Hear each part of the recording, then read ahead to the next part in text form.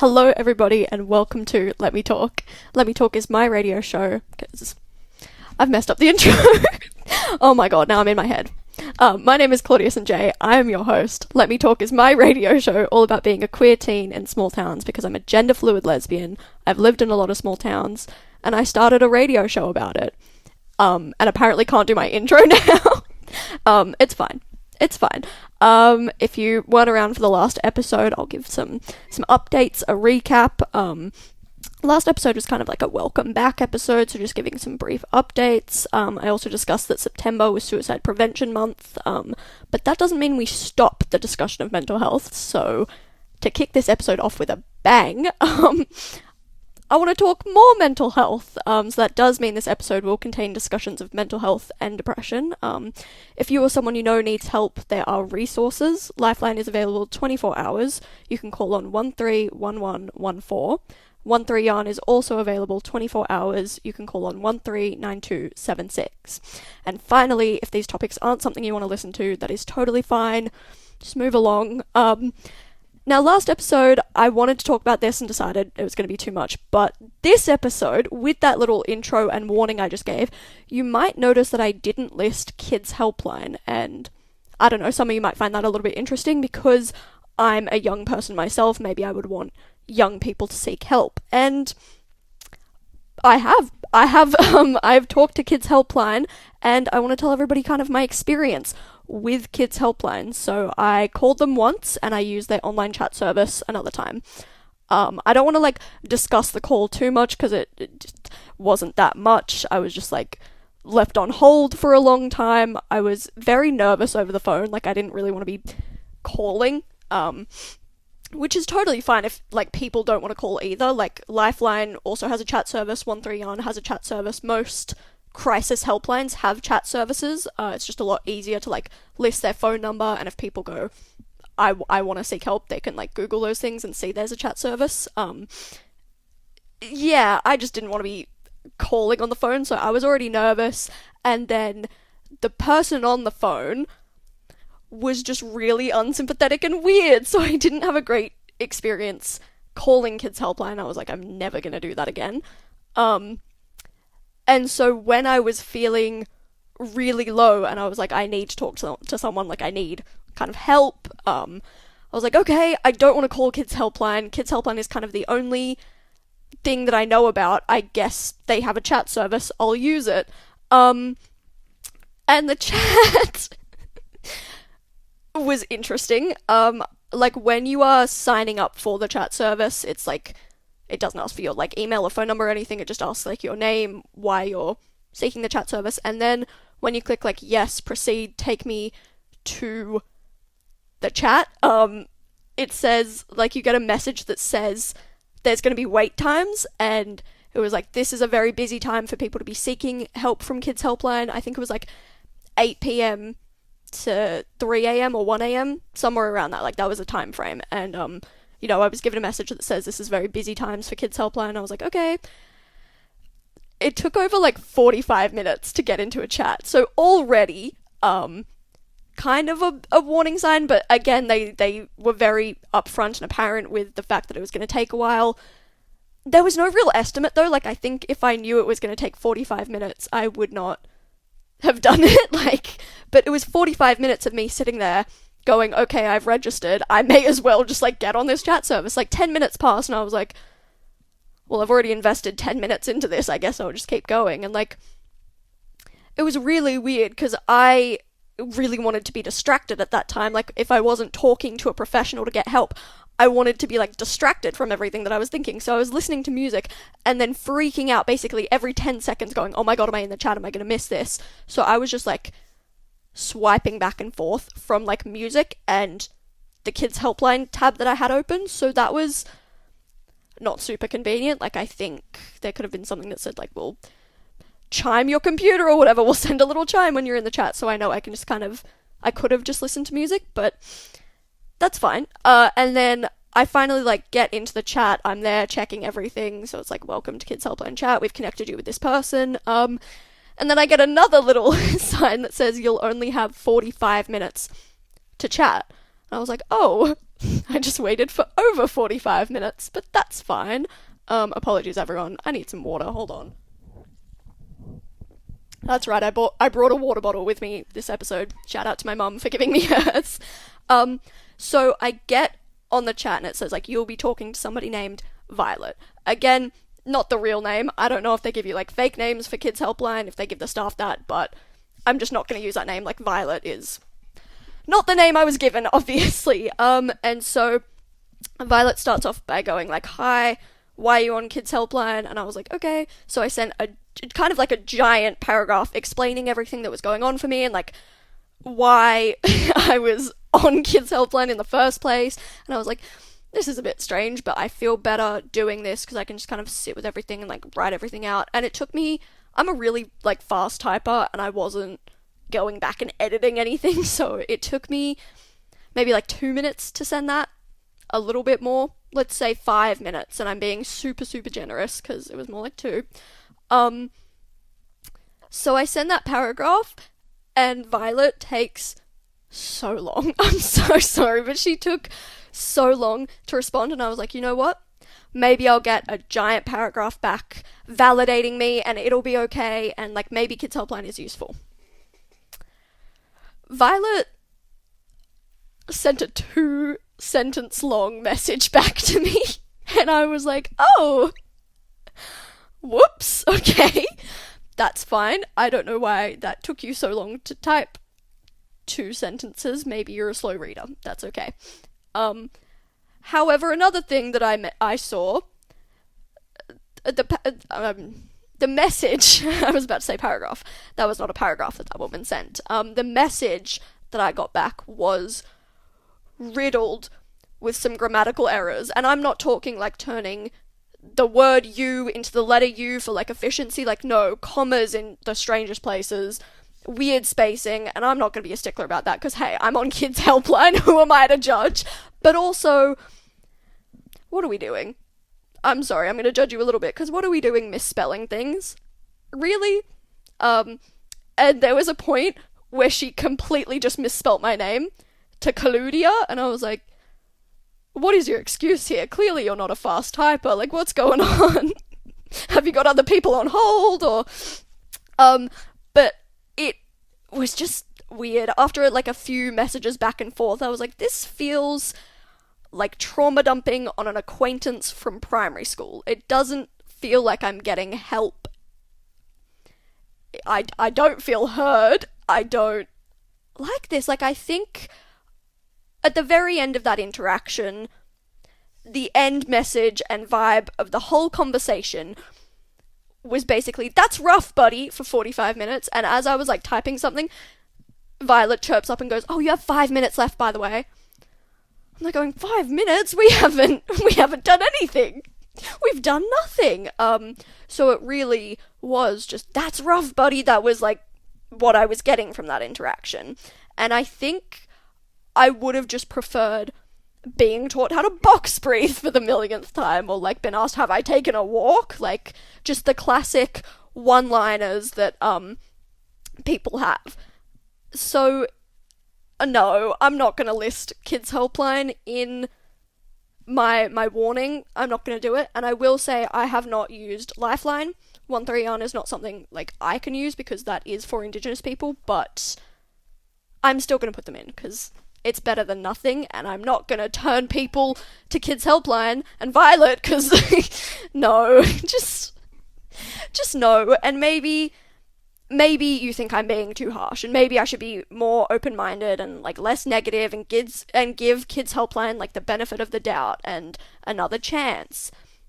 And I have a lot to say about that. I have to say, like, yes, I'm being negative about the grammar thing, but if we're on a chat line, come on, don't spell my name wrong.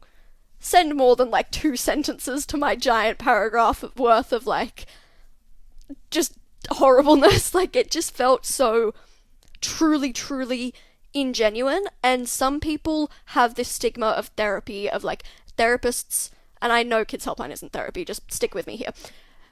People have these stigmas about mental health and, like, seeking therapy, and they think that like therapists don't care because they're being paid. And I think you could, this is not what I think, by the way, but I think you could put that ideology onto reaching out to things like Kids Helpline and think, oh, this person doesn't care because they're just being paid. And that's not what I found with like my therapist. That's not what I found at all. But in that interaction, I'm like, oh, is this not worth the like however much Kids Helpline chat operators make an hour? Like, it really, that's the maximum amount of effort. And you might think, oh, like, what if it was 12 a.m. and like Violet's tired and whatever. I think it was like 8 p.m. when I actually got on to Kids Helpline. It was around 8, and I was I was put into the chat at like around 9-ish, like a little bit before 9.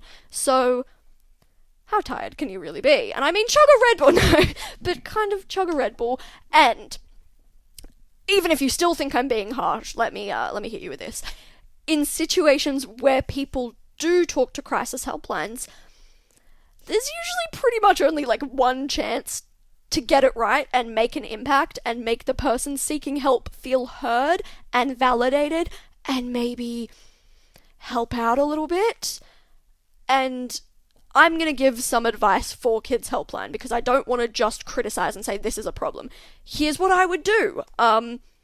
Get staff who can relate to young people, because both interactions I had with the people from Kids Helpline, like, they were just, it felt like there was a real kind of, not even generational barrier, just a barrier of relating, because when I was asked, like, oh, what do you do for fun? What are your hobbies? I'm like, oh, I live in Catherine and do online school, so I don't go seek things. I felt like such a child, sending like, oh, I play Minecraft, I like listening to music, like, oh, that's really bad. And I felt kind of judged when I said both of those things. Like, I wasn't even living in Catherine, but that was kind of the only things that I did as, like, a depressed little teenager. Like, I'm not gonna do much else, and I felt kind of judged. And, like, hey, if there's someone in there with Minecraft knowledge, like, let's talk about the new updates or something. But no, like, not even just that, just people who can relate to younger people and send some more uplifting messages, or say something a little bit more uplifting. Don't invalidate their entire experience, because I felt super invalidated a lot of the time opening up about everything. It wasn't like I was directly compared to something that was worse, but it was kind of that vibe. It was along those lines. Like, I'm not getting out a transcript of like the messages and the calls, but just, you can trust me when I say I was getting that vibe. So don't have staff that do that. And if you're employing people for a Kids Helpline chat, maybe get someone who has the grammar skills of someone who possibly passed year 10. That's just what I'm saying. That's just my advice, because both experiences were really bad, and I think I was being open-minded enough, giving Kids Helpline another chance and seeking a different medium, like with the chatbot. And then immediately I get onto the chat service and Violet says, oh, have you done this? Which was like, she was recommending Kids Helpline's version of, like, I think they were trying to be like Reddit, like it was like Reddit for mentally ill people, which isn't that just Reddit? But I couldn't actually tell you. It was kind of like a Kids Helpline forum kind of thing where people can interact. And I would love to tell you what that's like. I actually tried to sign up. I was like, okay, maybe I can get help from young people and we can relate to each other. However, I tried signing up 3 different times, different emails each time I signed up, and I just kept getting error message after error message after error message. And I wasn't even on like an incognito browser. Like, I'm on my main Google account. I'm signing up with different email addresses. And I registered my account the first time, and I'm like, oh, weird, it signed me out. I'll just try and sign in again. Says my account doesn't exist. So I'm like, okay, I'll try with a different email, because no, I tried with my email again. I'm like, same username, same email, and they were like, this account already exists. Enter the password. I'm like, I didn't make a password. You were supposed to send me like a verification link, and then I made a password. So I put in the temporary password that they gave me, and I just got like timed out or whatever. So I tried doing that entire process again. It didn't work. I was like, okay, clearly it thinks my account kind of exists because it's like linked to my email. Maybe I'll just try a different email. So I sign up with the same username because I couldn't think of anything, and they were like, don't use your real name. And my username on everything, if it's not like my main Instagram or like social media, like the usernames I have for like The Sims and Minecraft and like just games, when they make you do like a username for games, is always Claudia Moon 888 or Claudia Moon number. Like it's always the same 3 numbers. So I'm like, oh, that's my real name, and they say don't use your real name. So I thought of like a random username, and then I couldn't think of anything else. So I tried signing up again with a different email, and was just told, oh, this account already exists. I'm like, no, it doesn't, because you won't let me in there. So I tried a couple more times and then just gave up. But I didn't know that was happening. So when I got asked, like while I'm telling this story terribly, I'm so sorry. Let me try again. So I'm on hold with KidsHelpline. I register my account with their forum thing, and then I was like, I don't want to do this right now. I want to talk to someone in the professional scape, and then I'll go on to this forum after. So I'm listening to music on hold. I get in the chat with Violet, which was interesting, and Violet asks me, like, have you signed up for our forum thing? I'm like, yes, I just registered. And then I tried again after the terrible conversation I had with Violet, and it just didn't work. So, KidsHelpline, kind of an L. That's not my final message, but it was just really difficult, and I don't think seeking help should be this hard, because it's kind of hard enough to admit, oh, I need to talk to someone. Oh, I'm going on to KidsHelpline. Like, that's how serious this is. I don't want to jump through hoop after hoop after hoop or have a difficult conversation where I'm not helped. Like, the only thing that was, like, making me feel better was laughing at this woman's terrible grammar. And I'm, like, 20 minutes into this conversation, still kind of, like, trauma dumping, basically, because I'm not getting any help. I'm not feeling like I'm talking to someone who's qualified. I'm just saying things. She's sending maybe one sentence back. I'm sitting there kind of chuckling in disbelief. And if, like, I can say, yeah, KidsHelpline made me feel better because their employee was so bad at being a chat service I laughed, hey, is that a win for them? No, it's not. It's really, really not. So yeah, with that, nobody asked why I didn't put KidsHelpline in, but that's why I didn't put KidsHelpline in, and I won't. Because even if they, like, made improvements, how would I find out about it? I'm not going to use KidsHelpline again. 1 and done? No. 2 and done? That's it, you know? Like, fool me once, shame on you. Fool me twice, shame on me. I'm busting out the old sayings for this. I think I need to calm down after that, and I can finally, like, shave off the last half of the set list that's been just withering away, crumbling and waiting for someone to use it, because I haven't been, but hopefully I've set up my system right. Anyways, we are gonna kick this off with There Is a Light That Never Goes Out by the Smiths. Alright. So that was a lot. That was a lot of information. It was a lot. So for this next section of the episode, I just want to calm it down a little bit, and I realized I never recorded, like, the first episode of Let Me Talk, and on that first episode, not a lot going, no, there was a lot going on, but I feel like most of the past episodes I've kind of, like, repeated my main points, because I say very insightful things, but there's one story that I kind of haven't had a chance to revisit, and I really want to record it, and since I'm, like, recording the episodes regularly now, apologies to, like, regular listeners, talking to you, Grandma and Freya, who have definitely heard this story, but I wanna retell my coming out, because it's good, it's funny, I want it recorded, so I'm sorry.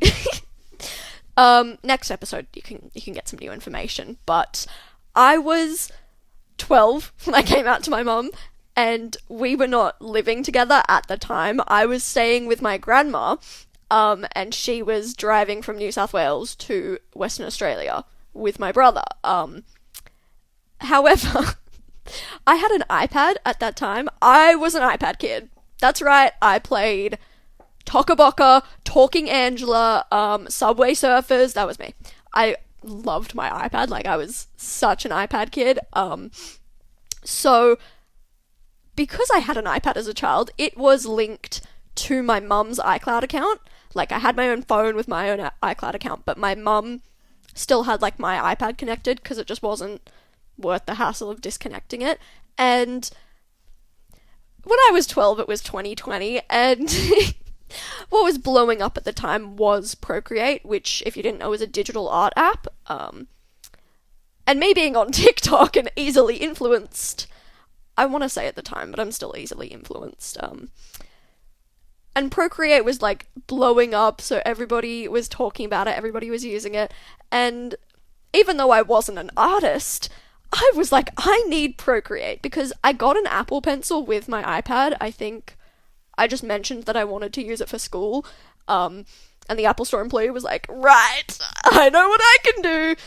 What a great upseller Apple employees are. But I had like an Apple Pencil, I just didn't use it for anything other than like mobile games. So I was like, Mum, I already have an Apple Pencil. How's about you spend $15 on Procreate for me? I think it's more expensive now. I think it's like 18 or 20, but at the time it was 15. And I was like, Mum, I need this app. I don't think she really tried to argue with me. Look, I know this is a coming out story, we'll get there. I don't think she tried to argue with me, but she was like, are you gonna start drawing? I was like, yes, absolutely I am. And eventually I was like, I actually have no artistic talent or interest in drawing, so I forgot about Procreate for like 3 months until this new thing was blowing up where people were like taking an image and like blurring it and then would draw stuff kind of like on top of it. They were doing some cool stuff with that, and I was like, I love that. And I saw a couple TikToks where people had done that with like pride flags. I'm like, that's awesome, I want to do that. Why did I have the confidence I could do that? I don't know, because I'm not an artist. I've never had an interest in art because I'm bad at it, and I'm not interested in things that I'm not good at. But I picked up my Apple Pen, dusted off Procreate after forgetting about it, and at this time, like when I got Procreate, I was living with my mom and I was like using it, and she just saw me stop using it.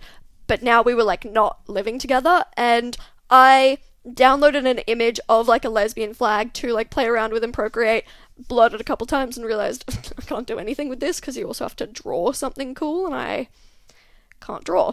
So here's the thing about apps that are linked with like devices that are linked with each other. Everything you save to photos would also, I think this is still a thing, yeah, will also link with all the other devices. So when I saved the lesbian flag to my iPad, I also saved the lesbian flag to my mum's phone, and she took a screenshot of her camera roll, sent it to me, and texted, "Are you gay?" in all caps. And I was like, I know my mum's not a homophobe, so I was just like, yes, I am. And then she called me and she was really excited, and that was the end. That was my coming out to my mum. I think I had come out to her as bisexual like 6 months before that. I actually can't remember, because that was insignificant. But she was like very mad that it was not more of a bigger thing, and I was like, it didn't need to be. So I wouldn't say I was like forced out of the closet because I didn't care, and my mum's like very supportive. And she's great. She buys me heaps of lesbian things, so I love her for that. She's also a listener of the show, and it was like, yeah, no, she's coming up with like slogans. I think I mentioned this in like one of the first episodes I recorded. Mum pitched a slogan as like, "Get your gay on," and she still says it. So she's very supportive, and I'm very, very lucky to not have a bigot for a mother. Thank you, Mum. And then 2021 rolled around, and listen, if you listen to last episode, you'll know, 2020, 2021, that's right about the time my mental health started taking an awesome, massive decline. One of the first declines, not the last, of course, but in 2021, you know, if you're a long-time listener, you may know that I got bullied pretty bad. I was, like, moving around towns, moving schools, and the first couple times it was just bullied because I'm me, I guess. Like, that's why I don't really talk about my, like, past bullying experiences, because it was just, like, had nothing to do with me being gay. I'm just not very likable to teenagers and preteens. But in the instance of term 2 and term 3 of year 7, which was 2021, this time it was homophobia. So it was like, hey, you're ugly and horrible, and like all the classic bullying things, and also you're gay, so they didn't love me. And after like, again, 2 terms of this, I was like, I don't want to do this anymore. I'm not staying in this town. And my mum couldn't, like, drop everything and move us, so I went to my dad's. And I was like, oh, I need to come out to my dad, obviously. Don't want to, like, do it over text. So I had planned to do a coming out cake. And, like, here's the thing. When I presented, like, my dad and my stepmom and, like, my brothers with this coming out cake, obviously my brothers didn't know, but my dad and my stepmom didn't know that, like, coming out cakes were a thing. They thought I just, like, thought of that in my brain. But no, if you, like, Google coming out cakes, or you go on Pinterest coming out cakes, or, like, TikTok, any social media, coming out cakes are, I don't know if people are still doing them, but they were, like, a really big thing in 2020 and 2021. Like, I had a friend in 2021 who did the exact same thing for their parents, and I, like, helped them make it. I recorded their coming out. Like, it was a very big thing. So I was like, oh my god, I should do that too. I'll do that for my dad and my stepmom. Also, my mum found out about this and was so mad because she wanted a coming out cake. Like, she still brings up the fact that she did not get a coming out cake, and she's real mad about it. But one of these days I'll make her one and just be like, hey, reminder. But I made this cake, and I don't know why I thought I could do that, because it's just not something in my skill. Like, I'm an okay baker. I can make a damn good pavlova, but cake at the time maybe wasn't my forte. So problem number one, this cake is really dry and awful. And I can admit that now. It was a gross cake. Everybody involved, we can all admit it was a gross cake. But I realized, like, halfway through making this, like, I think the cake was in the oven, I was like, oh, how am I, like, gonna come out with the cake? And my only defense is I was 13, okay? 13-year-olds don't make, like, really smart choices, and so my smart choice was to just do it with, like, icing sugar that you make, and I was gonna put food dye in it. Anybody had just straight, like, milk and icing sugar, and that's the icing, it's not good.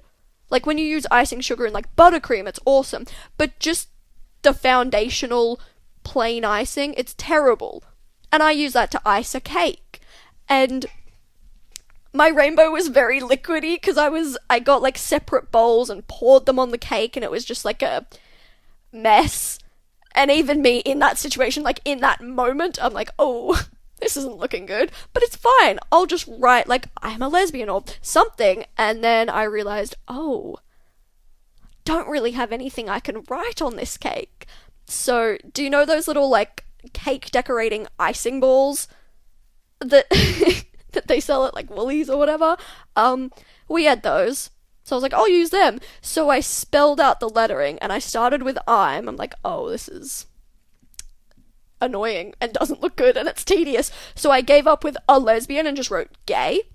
So I'm gay.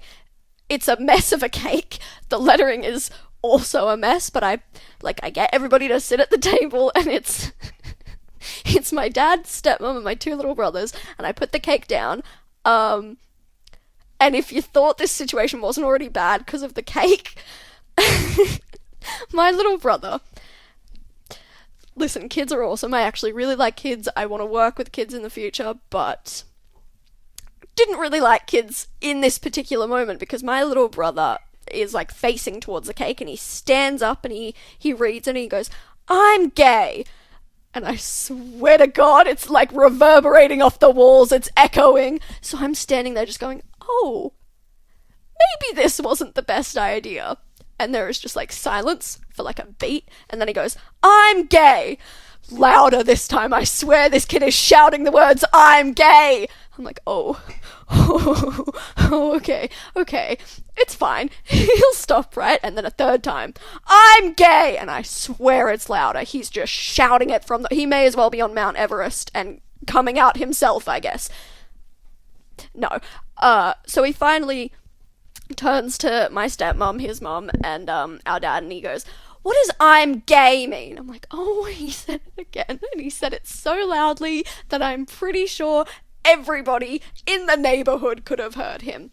And sexuality is kind of hard to explain to young kids, and I just wanted kind of a hole to open up in the... This is a cliche, I don't care.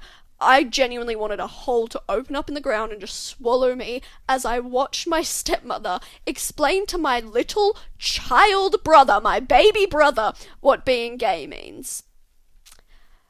And then we just cut the cake and ate it. And it was so bad. It was so bad. Like, it was funny. I can laugh now because it's really, really funny. Like, what an awesome coming out. But in that moment, no, it was not funny. I, like, took a bite of the cake. I'm like, this cake does not taste good. Awesome. And that's the best bit. That's the best bit, was the cake tasted disgusting. This isn't over. Story's not over, because the next day, my dad tells me, I don't know how to explain this. He wants to, like, eventually, or, like, had that dream then, that he wanted to, you know the cars that, like, transport the, like, bridal party and the groom and the groomsmen at weddings? They transport them from, like, the chapel or wherever you're getting married to, like, the reception, and they, like, transport them around. My dad wants to, like, open a business where he is the one transporting with, like, combis. And he was, like, talking about that a lot. And so he said to me the day after I came out, he was like, I don't get homophobes. I'm like, oh, I love this conversation already. Why don't you get them? No, he goes, I don't get homophobes because I'm going to be able to, like, double my business market. Or he says something along those lines, like he's going to be able to double his customers because of gay marriage. And I'm like, yeah, yes you are. Please stop talking about it, because I don't want to relive. It's too soon. We can't talk about anything gay for, like, another week, so I don't relive that coming out. And then, like, a few hours pass, and my stepmom is just, like, sitting on the couch, and she reads something on her phone, and she goes, oh, today's National Coming Out Day. If only you'd waited till today to give us your special news. And I was like, oh, too soon! Again, too soon! This is too awkward! I know the coming out was bad. But I just, like, awkwardly laughed, and then I went to my room. I was basically a hermit in 2021. It was just such a painful, awkward coming out, and it's been, like, a solid 4 years now that I can, like, retell this story and laugh at it. There was, like, a year where I just couldn't laugh. Like, it was so painfully awkward to talk about. And I remember telling my mom, I was like, Mom, I'm on the phone with her, I'm like, Mom, I made them a coming out cake and it was really bad. It was awful. The whole coming out was very awkward. And she, like, laughed and then, like, got mad that she didn't get a coming out. I say got mad, like, obviously not. She feels robbed that she didn't get a coming out cake. And I think I vowed never ever again to make one. I don't think I necessarily need one. Like, I think coming out now is just not an issue for me. Like, I'm never gonna fear homophobes again. Obviously, there's gonna be parts of me that are afraid, but the fear is not bigger than me shrinking into myself, so I'll just say, like, yeah, I'm gay, I'm a lesbian, I have a radio show about it, I've got this, and this, so, like, you know, coming out is just not a big deal anymore. It's just not, like, I don't make new friends, but when I did, they kind of just knew already, because a lot of my friends, we would, like, follow each other on social media first, and then start talking, and it's in my bio. Like, it's very obvious. And, like, coming out as gender fluid also just wasn't an issue, like, because I was just like, oh, I just want to go by any pronouns, and everybody's fine with it. Obviously, I get she, her the most, but I don't care. It's now impossible to misgender me, which is really funny, but I also, again, just do not care. So, I do really like it, though. Like, when I went to Melbourne in February, I was with Taya and Ryan, her boyfriend, and I'm, like, getting in, I'm, like, really tired from traveling, and she goes, oh my gosh, I forgot to ask, what are your pronouns again? I checked your Instagram bio, but I just want to make sure. I'm like, oh my god, I love you, because, you know, I don't really get out and talk to people that much, so I don't get asked my pronouns very often, so when I do, I really remember it, and I really like it. I really internalize that and love it. But with that, my coming out story is now officially recorded, and I fear I am going to have to cut this episode a little bit short, but I have a really good reason. And I'm only cutting like 10 minutes short because next episode I want to do a queer book review, kind of. So I have a book series and 2 books that were made into like movies or TV shows that I have like read the books, I've watched the movies and TV shows, and I really want to like review them. Not really review, but compare. So that's what I'm going to do next episode. Next episode is going to be Invisible Boys, the book versus the Stan original series. I also want to do Red, White and Royal Blue, the book versus the Amazon Prime movie. And I also want to do Heartstopper, the book series versus the Netflix adaptation, I guess.